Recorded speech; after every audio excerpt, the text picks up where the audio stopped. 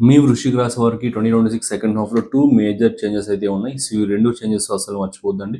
So, first change గనుక చూసుకుంటే మీ కెరియర్‌కి సంబంధించి. సో, మీ ద్వితీయ, పంచమ స్థానాధిపతి అయిన గురుడు, అతిచార గురుడు యొక్క గోచార సంచారం మూలాన ఈ 2026 అక్టోబర్ 25కి సింహరాశిలోకి ఎంటర్ అవుతారు. అది మీకు దశమ స్థానం, వృత్తి స్థానం అవుతుంది.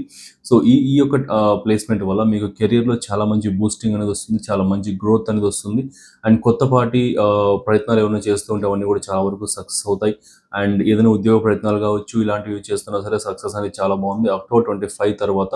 అండ్ కెరియర్కి సంబంధించి ఎలాంటి పనులైనా సరే మీకు చాలా వరకు సక్సెస్ రేట్ చాలా బాగుంది.